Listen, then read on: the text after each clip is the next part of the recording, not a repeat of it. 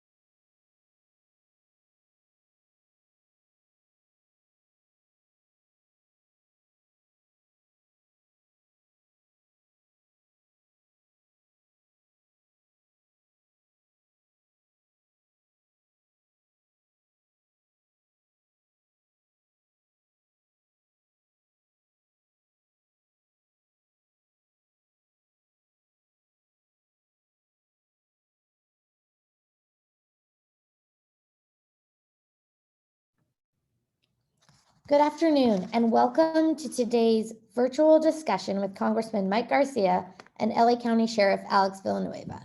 Thank you for joining us today. As a quick reminder, any media on the call interested in participating in the virtual media availability directly after this can email me at molly.jenkins@mail.house.gov or claire.wagner@mail.house.gov to receive the link for this call following this event. With that, thank you for joining us, and I will turn it over to the Congressman.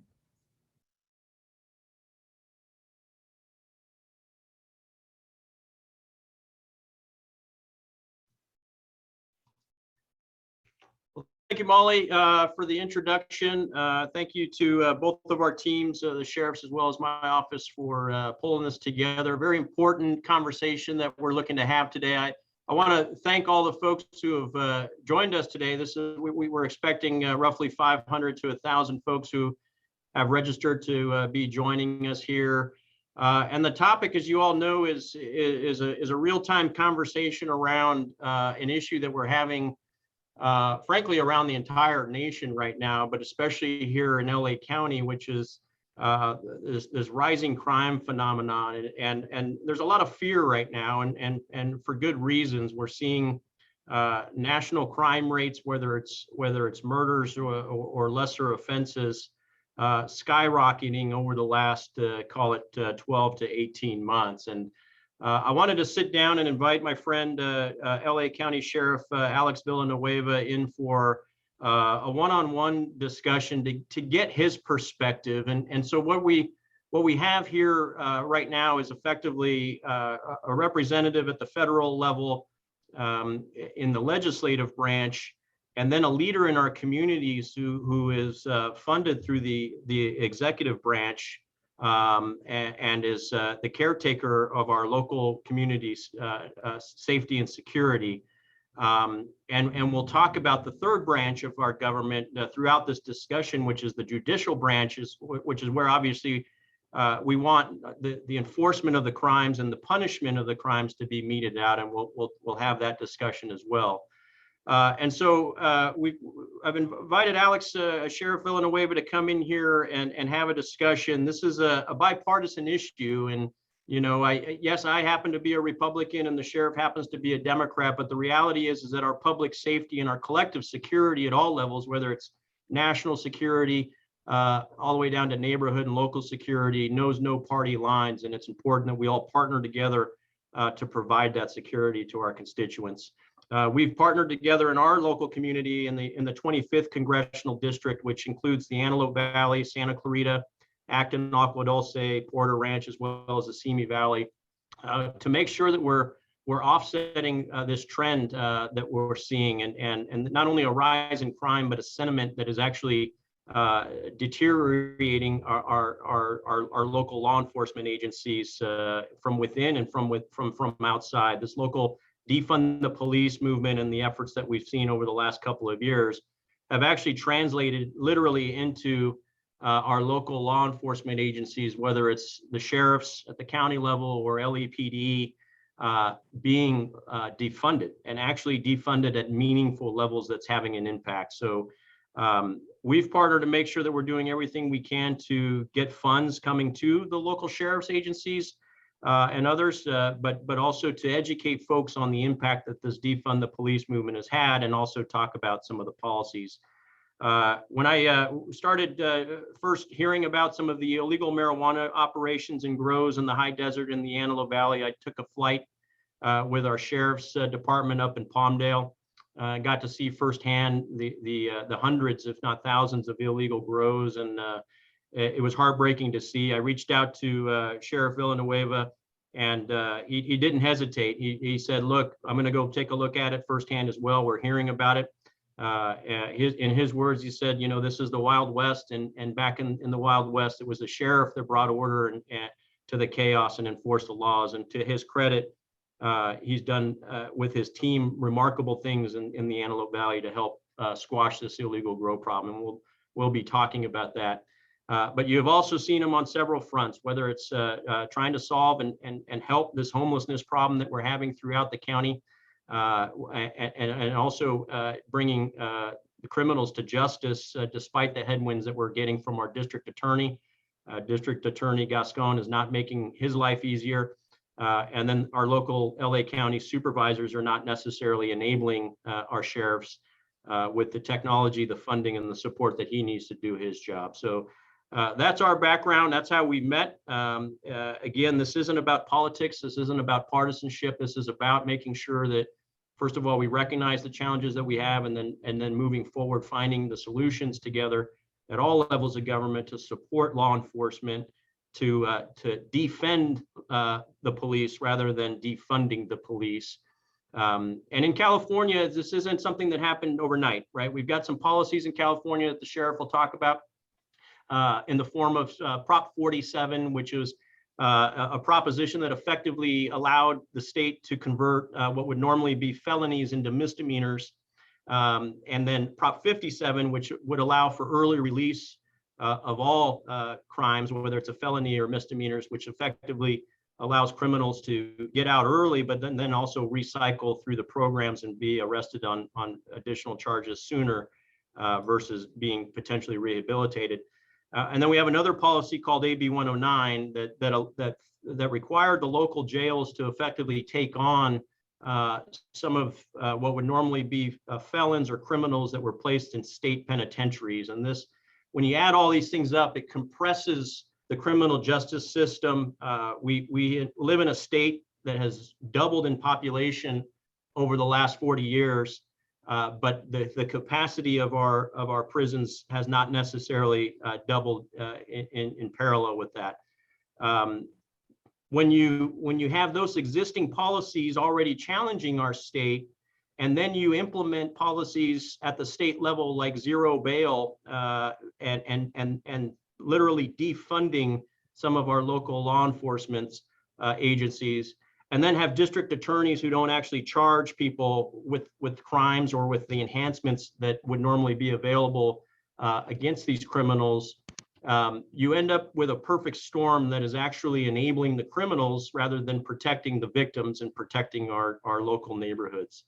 And so that's going to be the focus of our discussions today, to give folks a sense of just how bad it is out there, to give a sense of the reality of these policies and the fact that they may have started off with good intentions, but they ultimately end with bad results. And again, this is not a political discussion. This shouldn't be something that divides us. We should all stand behind our police and our sheriffs here in LA County, but also stand up for what's right and holding our criminals accountable. So with that, we're going to talk about a few things today. We're going to focus on the homelessness issue. We're going to talk about funding law enforcement. We'll talk about our local district attorney and the phenomenon of the rise in crime over the last year or so. We'll talk about the impact of the open borders at the national level, the impact of that on the local area. But I want to introduce Sheriff Villanueva. He's a 34-year veteran of the department. He's the 33rd sheriff of LA County, and was elected in 2018. This is a long history of pride and service to our county and to our country. He's got under his domain about 18,000 badged and professional staff, sworn personnel. So this is a large institution that he's leading with a lot of factions and responsibilities. He's been responsible for, and I know this because I've got a lot of friends, a lot of my close friends and best friends are LA County sheriffs. He's really improved the morale in the department over the last couple of years, despite the protests and this national movement against law enforcement. Our local sheriffs have pride in wearing that badge. They have pride of serving their communities. It's a result of leadership. It's a result of the community members, frankly, the vast majority of us, 95, 99% of us who back the badge and support our law enforcement. That's led to an increase in folks applying to become sheriffs, to wear this badge and become part of this elite force who are out there doing good for our communities.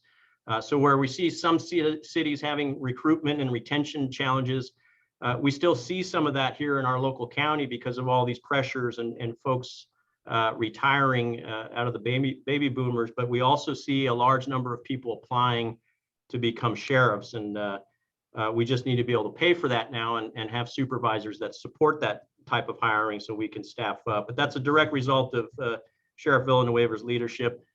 Former Air Force veteran, so I don't hold that against him. Again, we're trying to build bridges here. So you got the Navy guy working with the Air Force guy, California Air National Guard as well as the Army National Guard, if I'm not mistaken, Alex. And so this is someone who's a true leader. He's what I would call a cop's cop. That's based on, the junior deputies I've talked to all the way to the senior captains of our local sheriff divisions in Santa Clarita and the Antelope Valley. But he's also well educated with a master's degree from CSUN and a PhD from the University of Laverne as well. So we have someone who understands the issues, who understands how to lead, and most importantly, someone who believes in enforcing the law, which is unfortunately not necessarily the case in all of our major cities in the United States. So with that, Sheriff, I want to thank you for taking the time. I want to thank you for the courage to do what you've done over the last few years. We'll have a conversation about all these issues, and to the folks who have dialed in, we have about 400 questions that were submitted. We will answer all of those from my office at some point. And to be honest, we're going to address most of those questions just through the conversations that we're going to have. Some of the questions we won't get to because they're not pertinent to the law enforcement, questions about the vaccine, which neither one of us, frankly, to be just to end the suspense there, we don't support the vaccine mandates.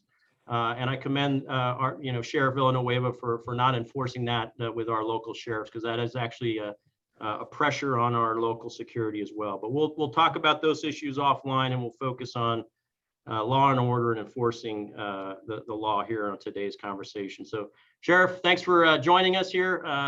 And I'll let you just make a few remarks here, and then we'll start into the conversation. I'll try to ask a couple questions to get your perspective on what's going on in our communities. Well, thank you, Mike, for the opportunity to speak and have this conversation. And you're right, public safety and politics, it doesn't matter what party you ascribe to, you vote for. At the end of the day, everyone wants to be safe in their home, in their place of worship, their employment, their school, out and about in the community, and everyone is deserving of that safety. So our job in law enforcement, our work is cut out for us every day because there's so many different and competing challenges out there. And I guess at the national level, with the murder of George Floyd and that whole push about defunding law enforcement, politicians unfortunately bought into the theory. Well, politicians being who they are, they started weighing their chances for a re-election on demonizing law enforcement and then defunding them. So you had, and then you had the three DEFs. You had defunding, you had defaming, and then you had defanging, trying to create laws that prohibited law enforcement being able to do their jobs. So you had all three DFs going on at the same time. And now the results they speak for themselves. We saw a massive increase in violent crime in every major city that experimented with defunding. Look at New York City, Chicago, Minneapolis, Rochester, New York, Rochester, Minnesota. Look at Seattle, Portland, San Francisco, Austin, Texas, LA City, and LA County. All of those areas saw the defunding was married to a big uptick in violent crime. And the only one entity in the entire nation that doubled down on defunding was the LA County Board of Supervisors. So the question of why would this be? Even the city of LA did a 180 and refunded LAPD, at least kind of started reset back to square one. But the LA Board of Supervisors is still embarking on this defunding movement.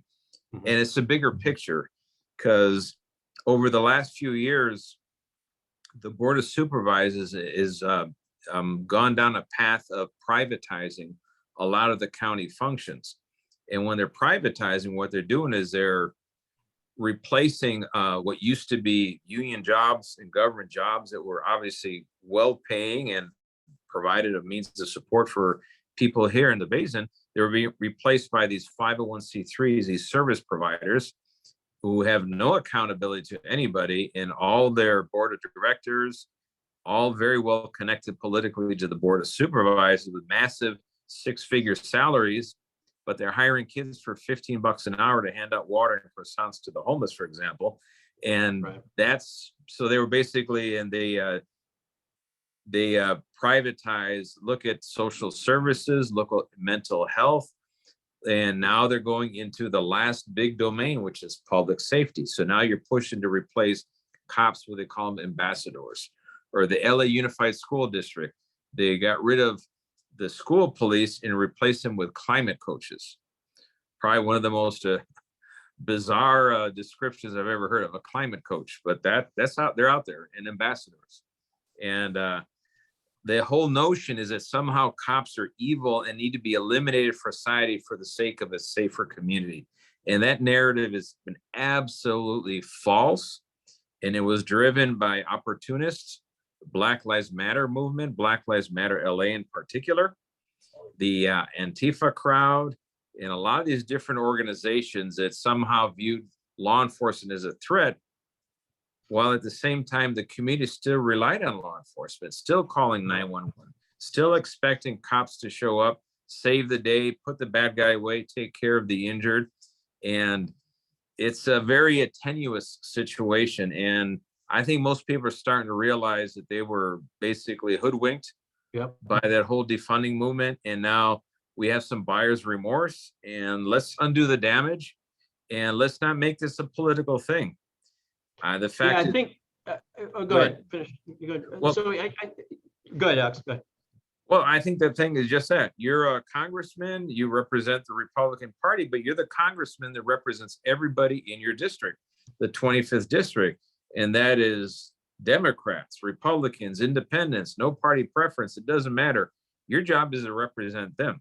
My job is I have to provide public safety for all 10 million county residents. And I don't pick and choose who's worthy of their public safety. And that is a challenge. We always have to keep our eye on the ball, as the coach says. And that's where we're at today. But and I think what you said about the politicians not realizing, where this was going and that it would ultimately bite them as well. I mean, we've seen most cities reverse this mindset and this paradigm. But to be honest, at the federal level, I mean, when I sit on the Appropriations Committee, and I actually sit on the Commerce and Justice Subcommittee. So this is the subcommittee with 10 folks out of 435 of us who fund the Department of Justice. And this is where the grants are provided through to the local law enforcement agencies like the sheriffs. But as many that have reversed and sort of now rejected this defund the police movement, we still are having conversations at the federal level about defunding the police during these appropriations hearings. They're making it so that local law enforcement agencies have to sign up to certain conditions in order to be eligible for grants that are actually contradictory to law and order and helping police officers do their job. And I think a lot of these politicians who were initially supporting the defund the police movement didn't really believe it would happen, but it did happen. And we did defund police stations and units. And so I guess what I want to know is, what did that look like to the LA County sheriffs? How much of your budget has been cut? What is, you and I talked about a hiring freeze. What is this defund the police movement taken on, and what does it now look like from your perspective as someone who's just trying to do their job? well, I can tell you, let me give you the simple math. The Sheriff's Department budget traditionally has always been underfunded by the Board of Supervisors. And they use that underfunding as a mechanism to control the department.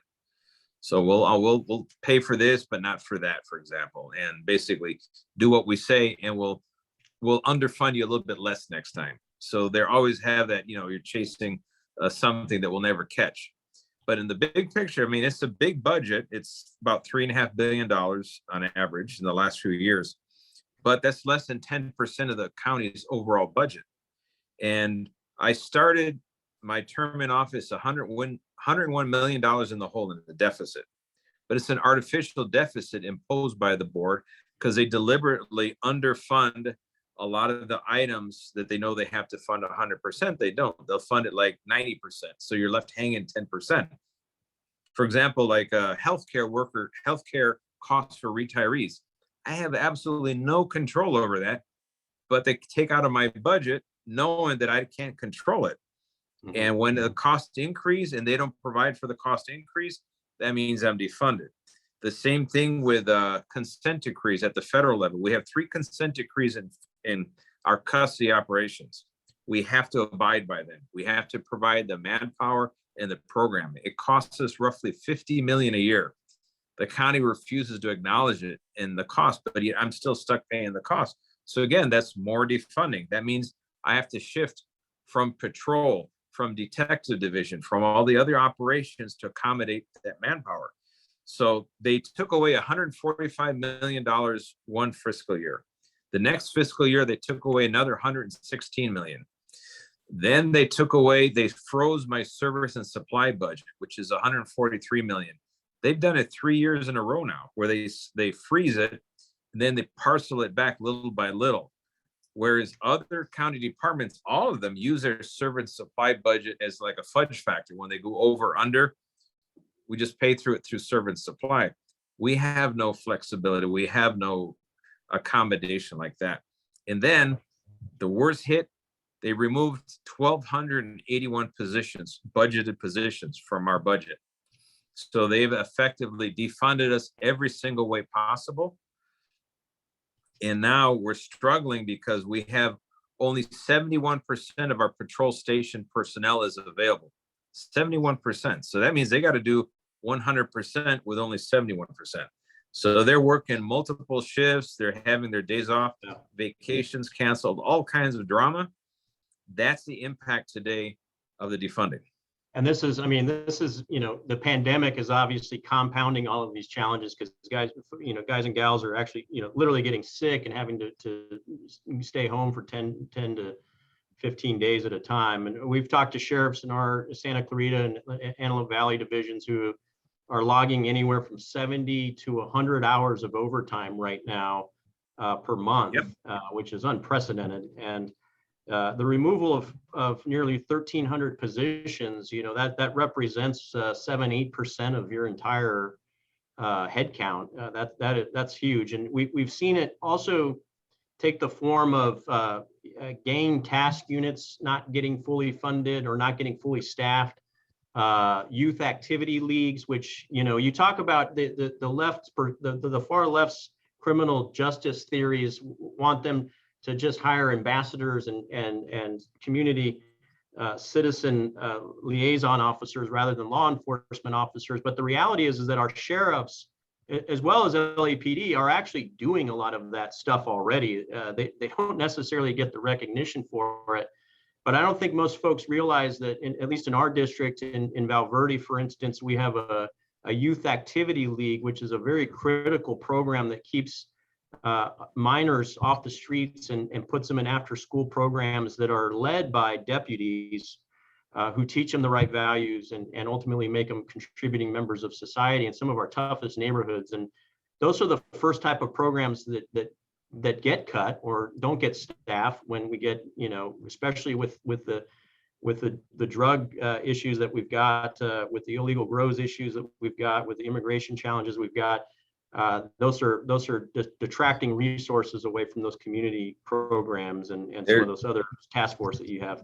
There's even everything I told you out is bad enough, but there's even a worse component to this. The county imposed a hiring freeze. There's about 37 county departments. They picked one county department for a hiring freeze, which is the sheriff's department. After defunding us, then they freeze our ability to hire. So as people retire, they get injured on duty, they're not coming back to work, workers' comp cases, our attrition rate is rising steadily. It's going to peak at the end of March. So all the baby boomer crowd that is now aging out, those are our most senior executives, investigators, managers. These are the people that have the institutional knowledge. They're the subject matter experts. In fact, we have some of the best investigators in the entire nation are on our department. And I want them to be able to mentor a new generation coming on board. Well, in their infinite wisdom, they block my ability to hire. So that means I don't have the new kids coming on board that get mentored by the generation that is leaving. They've interrupted the entire supply chain of progression through our ranks. And with that, they're harming the institutional knowledge. They're harming our level of expertise in the community. Right now, our detective division has a 25%. They're not there. They're just gone. Between retirements, workers' comp claims, all these different things, I have 25% vacancy. That's over 200, I think 218 investigators that I should have. They should be replaced with a new crop coming up. And I don't. So I'm going to have my best people walking out the door and they never pass that knowledge on to a younger person. And somehow this is acceptable to the board because they're viewing our presence as somehow evil to the community that needs to be excised like a tumor. And I'm paraphrasing, but that is the opinion of Supervisor Hilda Solis, Holly Mitchell in particular, those two. Yeah. So what can we do, Sheriff? We, you know, at the federal level, obviously, you and I are partnering to get more funding. We just had a 7-figure grant awarded to the LA County Sheriffs from the federal government that we supported to make sure you guys got to help us with the illegal grows, especially. You know, at the state level, what can we do? The supervisors, and we do have an ally in Catherine Barger, who's a pro law enforcement, pro security partner in this, but she's only 20% of this board. And we have cities who are doing the right thing as much as they can as well within supporting, Santa Clarita sheriffs as well as Palmdale and Lancaster sheriff's divisions. what can we do as citizens, though, I guess? What can the average citizen do to help your cause? You've done a great job of being very vocal about this, going on local news to talk about the funding challenges. We'll talk about the other challenges you've got here shortly, but what can the average constituent and community member do to help at least bring awareness to this and maybe change the minds of the Board of Supervisors? One thing is that the average citizen, community member, they need to speak their mind and let the board know, and on no uncertain terms, they do not support defunding law enforcement. They need to refund and defend law enforcement. They need to unfreeze the hiring right now on the sheriff's department. And they need to communicate that every day around the clock to all of the members of the Board of Supervisors that are not called Catherine Barger. And they need to hammer that home. And something they can do, they can write letters, they can do emails, they can do phone calls. And we'll post on our website and on social media the contacts for all 5 members of the Board of Supervisors. And I'm getting word that they hate when you do that, but they need to hear from their constituents. Right. Enough of this hiding behind plexiglass and Zoom. They need to hear directly from their constituents how they're being harmed by their actions. Because it's really easy to live in a bubble. They need to be going out in the streets and seeing the result of these policies as well. Yes. And we need to try to force that issue. So what we'll do is everyone that's on this call, we will send the contact information as well. This isn't a call to protest. This isn't a call to do anything outside of legal limits. This is a call to call people who have been elected by we the people and hold them accountable for these policies that are actually putting us in harm's way. And so this is, I think, a civic responsibility as well. We'll make all that contact information available through our website as well, and we'll send that to everyone. So this is something that we can reverse, and we need to. And a lot of this is because of elections. They have results. It's a paradigm. It's an education process. But the fundamental thing that I think we heard was that this comes down to people who thought that villainizing police officers was going to be a political tailwind, and it absolutely is not. I don't care who you are. That's not a good thing. So we'll keep putting the pressure on them as well. Sheriff, if we can, I'd like to pivot into the homelessness issues that we're seeing in LA, seeing it around the country, but it's especially bad here in LA County. Some folks will say, hey, we don't have enough homes. Some folks will say, hey, it's the weather. I'm not one of those people. I think maybe the weather is an enabling factor, and it's more attractive to be homeless in California or Southern California than it is in maybe Montana. But I also think it's about enforcing the codes and getting people help. I think a lot of the homeless folks, and I've talked to some of these folks on the streets of Lancaster, for instance, for an extended period of time. They need the mental health rehabilitative programs. They need the drug addiction rehabilitative programs. That a lot of those programs were stripped away as a result of Prop 47, Prop 57, where a sheriff could bring a homeless person in who has drug paraphernalia on them, detain them, get them in front of a judge, and then basically say, hey, look, you won't be necessarily charged with anything or detained for an extended period of time if you go into this mental health facility and get the treatments that you need, or go into a drug rehab facility and get the treatments that you need. Now a judge can't do that, and if the judges do that, the person going through the program can release themselves under their own cognizance within a couple of hours. And so we're seeing people getting recycled through this homelessness state. Some of them need help.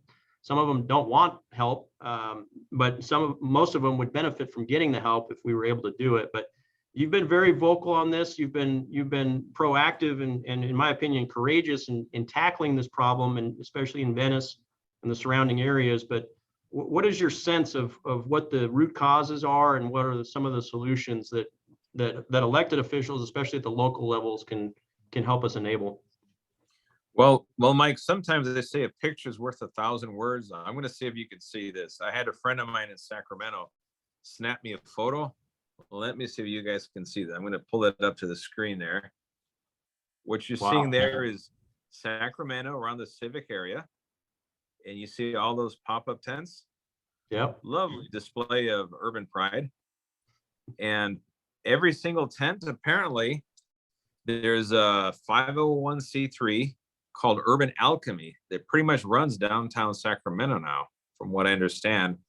And they're receiving $62,000 a year per tent to Wow. maintain this disaster. So So there's organizations that are actually, they may be nonprofits, so they're not technically profiting off of it, but they're generating a lot of revenue and creating jobs and income for a lot of people who are effectively making money off of this problem. definitely, that's just one small sample of the homeless industrial complex. Remember, you have LA County, within the city and the county of LA, they spend 6.5, close to $7 billion from 2011 to 2021. That's a 10-year time period. You spend $7 billion and they saw the problem grow more than 100%. And where did the money go? It went to all these service providers, these 501c3s. All the boards of directors are very politically connected. Their salaries are 6-figure salaries for the boards of directors. I have people in these nonprofits, they make twice as much as I make as sheriff. Yeah. And they run a small organization. I have a workforce of over 17,000, and it makes no sense whatsoever. And the fact is, as long as the money is flowing in that direction, all that political pushback comes from that very same crowd of people. They have no desire, no financial incentive in changing the equation because they are profiting from it personally. And we've become an attractive magnet. Yeah, you're right about the weather is one thing, but when you have a fair weather, a lot of free stuff, and you have a permissive environment where you can smoke dope 24/7, you got the best of all worlds. What's not to like if you're a tweaker? You come to LA and you just hang out and smoke all you want until you drop dead. We lose five people a day. You also, I mean, your drug buddy is the government, right? I mean, the government is basically, these are our taxpayer dollars being used through government programs that ultimately funnel to nonprofit organizations that are enabling and promoting this activity.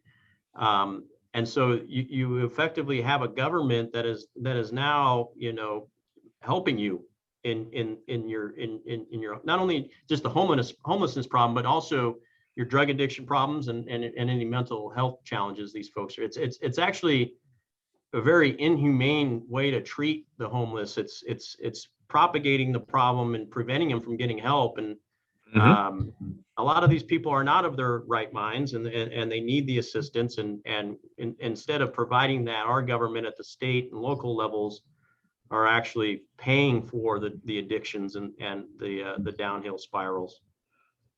That is very true. In fact, you have two things going on at once. All of this, that's why I've referred to them as the architects of failure, because they've succeeded on two fronts. They've enabled dependency and they've normalized deviancy. So now you can be smoking dope 24/7, cruise around downtown the city, stark naked, covered in feces, and that's normal. You don't even call the cops anymore for it. And so you have the outbursts of violence that comes from this crowd, which results in the occasional homicide, and everyone is outraged. But the outrage is a little bit misplaced because the problem was created early on when we decided to have open air asylums instead of having residential locked treatment facilities for the most severely mentally disabled. We're not doing that. And we should. We have the resources there, but people have this idea ever since Lanham and Petra's Short Act back in the 60s was taken out, that we can't hold anybody against their free will. So now the new cry from the activists is self-determination. Everyone has a right to self-determine their fate. Well, for me, self-determination ends where you're violating someone else's rights. Or the law, right? Yep. There you go. So, and this isn't just, it's the irony of this is there's some cities in California where you can get fined because your dog defecates on the sidewalk, but you as a human can do it, and no one will even bat an eye anymore. It's like you said, it's almost normal. And this issue it also is occurring on the housing side itself. There are government-funded programs. Most of them are state-funded, but also federal government programs that take our taxpayer money and they start these housing developments that are meant for lower income families and rental units at lower costs. I'll leave the names out of it, but there's an organization that started a development program in downtown Los Angeles, and they received tens of millions of dollars from taxpayers for this program. They were targeting something like a $400,000 per unit condo, which would have allowed multiple families to rent these at lower rates that was actually affordable for lower income families. After they paid the permits, all the regulatory fees, the development fees that the state and the county require, they started framing these, and they got about halfway through the framing and they realized, oh, our unit cost is actually going to be closer to $700,000 per condo or per apartment. In which case they knew they didn't meet the criteria, and then they sold that development to a commercial developer who then turned it into high-end condos that were priced at 800 and 900K and up. That nonprofit ended up generating revenue from that project and rolling it into another one that ultimately failed. Some of these folks are being caught. Some of these folks are being charged with fraud and waste, abuse of taxpayer dollars. But the bottom line is that this has become an industry cottage, both on the home building side and then also on these organizations that claim to be doing the humane thing and helping the homeless, but when in reality they're profiting off of it. And so, this is the challenge. And I think from a federal perspective, we're doing things from our office to help get funding to programs at the lower levels in the communities that actually help the homeless, especially our veterans. And if anyone knows someone who's truly challenged and wants to get off the streets, please reach out to our office, because we are surrounded by organizations that actually do good things for our homeless. Get them training, get them the mental health as well as the drug addiction health services that they need in order to get jobs, to help them build resumes, to help them learn skills, and ultimately get jobs, create income, and be able to pay rent and get them off the streets. There's a lot of that out there. We need to invest in those programs. We've at the federal level have supported billions of dollars of these programs. We just got to get it to the right organizations, and we've got to get it to the lowest levels possible so it's effective. But what have you seen since your pushes in Venice and in the surrounding area? I was talking to a gentleman yesterday actually who lives in Venice, and he was extremely thankful for what you've been doing. He said it was like night and day, and not just the homelessness challenges, but the smash and grabs and the environment down there is a lot safer. But he said he was effectively spending his days acting as his own security guard in front of his home. I mean, what have you seen down in Venice, and how's this translated into progress down there?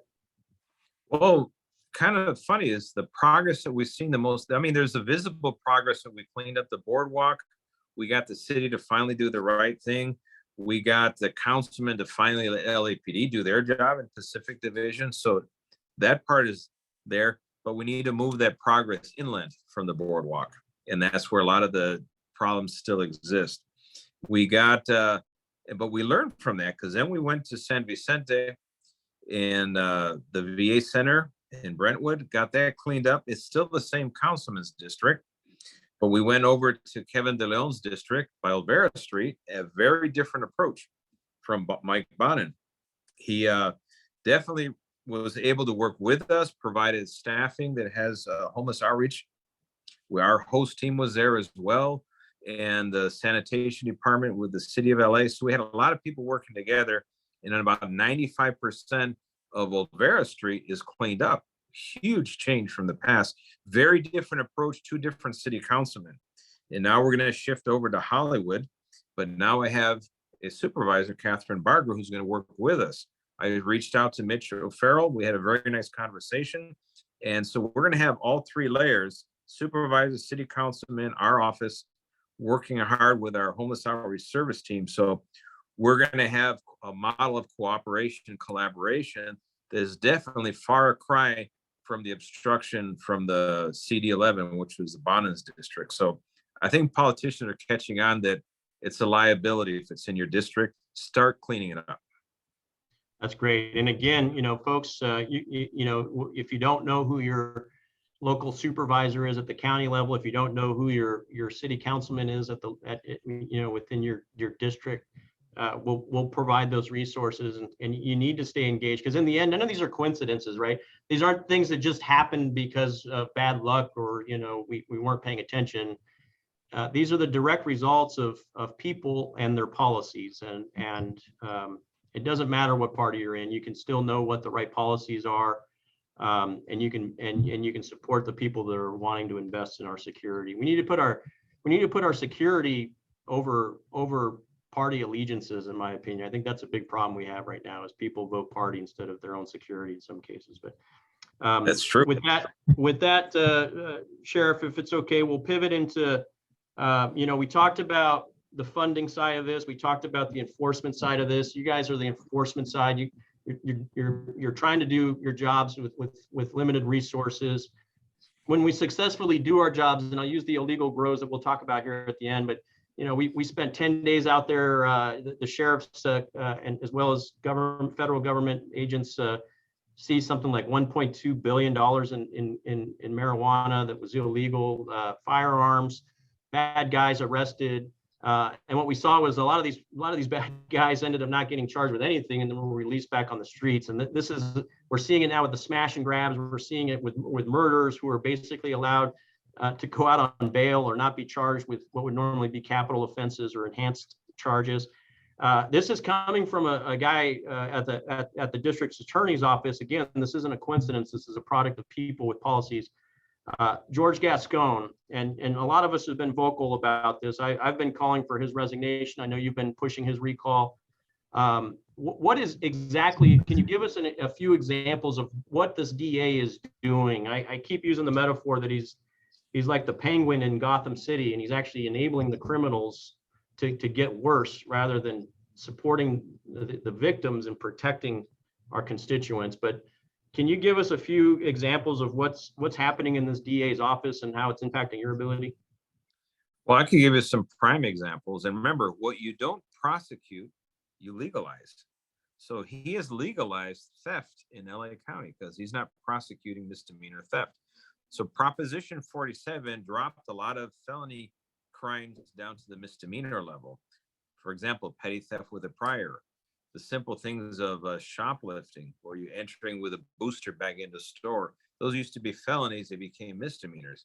And he's not even prosecuting the misdemeanor. So he's legalized theft. And people are not aware of this, but he's legalized prostitution in LA County because he refuses to prosecute all the job. We do reverse John stings, for example. We arrest the customers and he won't prosecute anybody. So in perspective, human trafficking, now we're going to have an increase in human trafficking that's going to put a lot of, especially kids, at risk. Look no further than the tragic murder of Theola Theas in LAPD's area.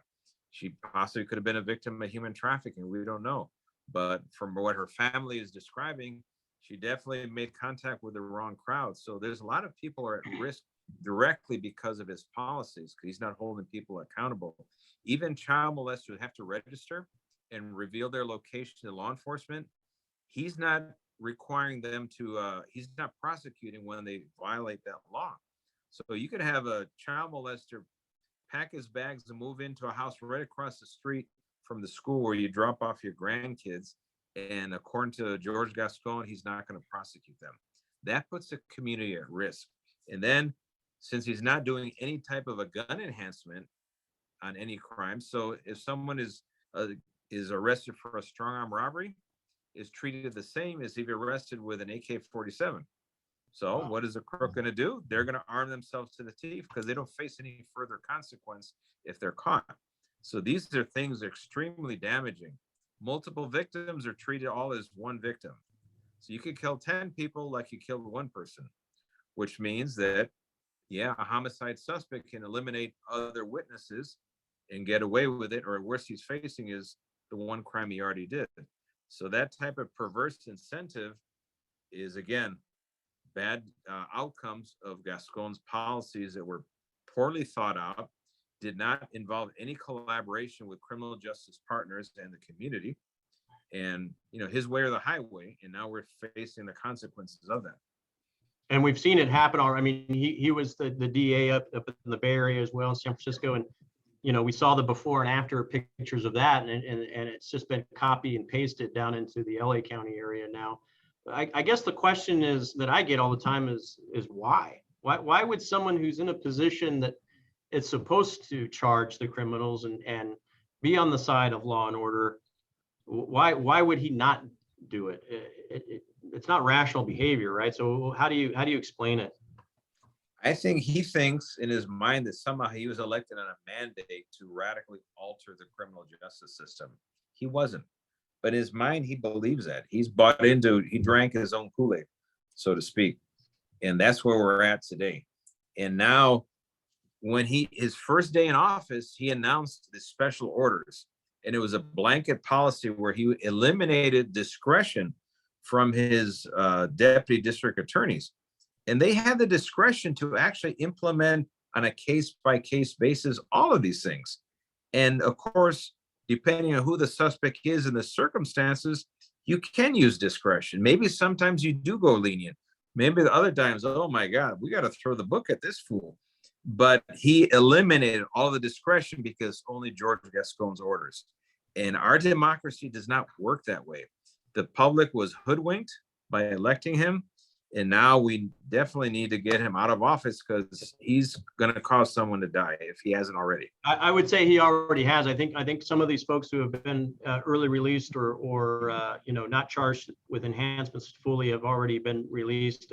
You know, and something that you pushed for just a couple of weeks ago that we've been pushing from our end as well as there was three gang members who killed a cop, killed a sheriff, I believe it was, and you decided to elevate the charging process to the federal level, which is, I mean, that's embarrassing, right? As LA County, why, you know, we shouldn't have to raise charges to the FBI, the DEA, ATF for prosecution under the Department of Justice. But we had to in this case because we didn't have confidence in our DA to hold these guys accountable and charge correctly. Is that a lever, obviously, that you think we can continue to use at the local level? And you know, with the illegal grows, this is something that we're pursuing as well to hold people accountable to the federal felony charges that are still there. But can you just talk to us about what's going on there? Well, that was a tragic murder of LAPD officer Fernando Arroyos. It happened in our Century area, patrol area. So it was our incident, and our homicide investigators worked day and night. And that was a huge collaboration between a lot of agencies, LAPD.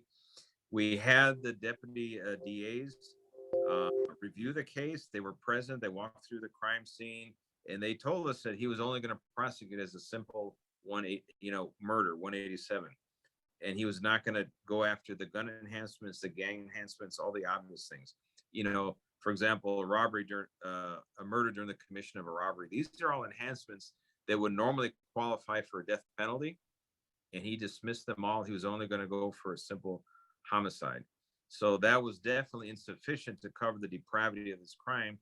We were lucky that the feds had a task force operating in the area trying to combat violent gangs, obviously criminal enterprises that were involved in violent crimes.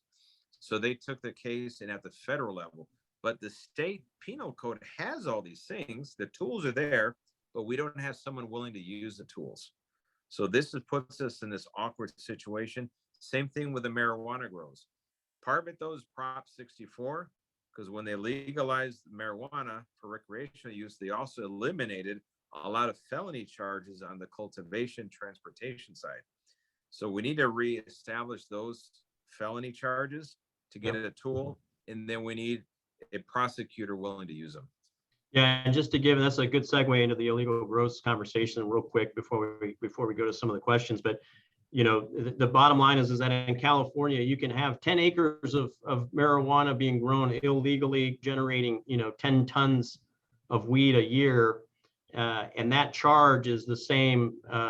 It's a misdemeanor regardless. It's the same. It's treated the same as if you were illegally growing 10 plants, somewhere outside. So there is no felony level charge. There still is at the federal level. And I think, what we achieved with the operations over the last, call it 9 months in the Antelope Valley is just the beginning. We put a significant dent, thanks to the sheriffs and in cooperation with some of the DEA folks and FBI folks. And it's still a problem. We've hosted a few town halls out in the high desert, and Acton and Agua Dulce as well. We just did one in Leona Valley this past weekend with Catherine, Supervisor Barger's office. And so we're winning this war despite the challenges that we've outlined here today. But this is something I know you've committed to helping us, run to closure. That it's going to be whack-a-mole for forever. I mean, we're always going to see these things pop up, and we just got to knock them down. But the difference between where we are today versus where we were, back in March when you and I first chatted about that is night and day, and we're seeing that progress. But to that point, it's not just marijuana. This isn't a war on weed. These are folks in many cases who are operating as indentured servants. We're seeing people actually being murdered because these are bad guys hiring and competing with each other, and they're threatening local community members. We've had folks come to our office as well as to local sheriffs complaining that they've been effectively threatened at gunpoint to not report these grows, and some of them are now indoors. They're stealing our water, they're stealing our power, they're pillaging our land, and we're seeing wildlife being killed by the fertilizers and pesticides. It's bad stuff, and it's not good for the legal cannabis business either, because now they're competing against an industry that has no cost. They got no labor costs. They've got, they're stealing the resources, and they're generating this stuff with billions of dollars of revenue behind it. So we've, to just put a bow on this, we have flipped the risk versus reward matrix on this. They are still now doing it indoors, and we're working to combat that. You don't have to say much on this because we've been addressing this locally. I just wanted to give you my thanks and appreciation, because this was one of the biggest issues in our district, and it no longer is. We have other challenges now, but we've got to be mindful of this one and run it to ground till it's not a problem at all. But thank you for the leadership on this. And it was a federal government, state government, county, down to the city governments, all in this operation, knocking these grows down. And it was impressive to watch. Biggest drug bust in our nation's history, definitely our county, because of your leadership. So just want to thank you for that. No, it was our pleasure, and it's something that needed to be done. And we have to thank the sheriffs and the sheriff's departments of all the surrounding counties that participated as well. And our work is cut out for us in the entire region. So we could be doing that level of sustained effort with all of the 5 counties that are comprise the high desert area. And we could probably wipe the whole thing out in a year. It's just going to require a sustained level of funding, staffing, and we always have the technical know-how. The law is on our side, the community is on our side. It's a very labor-intensive effort for sure. So I want to thank you and all your federal counterparts for assisting in this thing. And work's not done, but it's one of these, they're called tame problems as opposed to wicked problems, because we do have a solution for this. Yeah. It just takes a lot of work. Yeah, that's right. And for those of you that aren't aware, we are looking at federal agencies, the EPA, the DEA, the ATF, the FBI, to support this, because we do have federal options as well to augment. So, and then, just one of the questions that we got was about the how do we identify the illegal grows, and so what we'll do, rather than going into that here, because there's a lot. We'll share a post that the Lancaster Sheriff's Department put out over just a couple of days ago that outlines what to look for, and so for our constituents, we'll repost that. And then the current status, I think we covered, and so that was another question we got on the illegal grows. Real quick, we need to wrap up here at the top of the hour, so a lot of the questions that we got were around the concealed carry permits. I know you've been a little more open to those applications. What's the status? Is it a doable do for someone to get their concealed carry permit right now, and how long does that process take? It's a doable do right now. We're anywhere between 6 to 8 months to get through. We have just a huge backlog. We've issued 2,167 to date. Another 309 are in the hopper. We've received almost 9,000 applications. And we're adding some staff, but however, because our staffing is so short right now, we're trying to make do. We're actually going to a company that has an online process. 54 of the 58 counties in California use this company. So we're vetting it right now to see if we can employ this. So it's an entirely online system that'll speed up. But in terms of the standard, all we're asking for is good cause why you need to be armed in public. And we'll entertain that, and we'll just give some facts to specify it. I'm not going to do to the shall issue standard of other states. And I have a county of 10 million residents. I don't want this to become the Wild West where everybody's armed to the teeth. But I think if we can trust people that have a need and they can definitely document it, we're definitely going to give them the opportunity to have a CCW. Great. Sounds good. And we'll make those resources available to not only apply, but also track the progress of that application. So with that, Sheriff, we need to wrap up. We didn't ask questions directly from the list, but I think we addressed a good 80% of the questions through this discussion. And I think the takeaway here is that the constituents need to pay attention. We need to know who the sources of these problems are and the policies that they support. And we need to be active. We need to be calling the Board of Supervisors. We need to be calling the District Attorney's Office. And we're not asking for much, right? We're just asking them to be on the side of the good guys rather than enabling the criminals in this case. And the least we can do is give the funding levels. You mentioned a stat the other day, Sheriff, that was staggering to me. We have 0.9 police officers for every 100,000 members of our community right now in LA County. To put that in perspective, that's about a third, or excuse me, about a quarter of what New York City has. So they have about 4.5 police officers for every 100,000. The national average is about 2.5 times what LA County Sheriff has to deal with. So you have the unenviable position of enforcing the law in a county of millions of people. 99% of them are good. The goal is to get the bad guys off the streets, and you're facing headwinds with politicians and policies who aren't paying for that or charging appropriately. So thank you for your service, Sheriff. You have my commitment that I'll do everything I can to support you. I think we the people need to take up more accountability in this as well, and hold our elected officials accountable. You yourself are an elected official as well, and I think you agree with that, appreciate that. But this has been an eye-opener for me, very enlightening, and I'm just glad you're there and not someone else right now, frankly. And God bless you for the job that you're doing, sir, and thank you very much for participating. Oh, thank you, Mike. I appreciate the opportunity, and please, everyone, stay safe. Thank you all. And as always, if you need help with federal agencies or any local assistance, don't hesitate to reach out to our office, mikegarcia.house.gov. We can help with any federal agency, as well as answer any questions. If we didn't answer your question directly here in this conversation, we will get a response to you in short order from my office. And I won't speak on behalf of the sheriff, but we will give you my perspective, and I think things that we can all do to help keep our neighborhoods safe and keep the bad guys off the street. So once again, thank you all for participating. And as a reminder to the press, we have a follow-up media panel for this. If you care to participate, you have the information, and we'll be joining you that here in just a couple of minutes. Thank you again, Sheriff. You got it.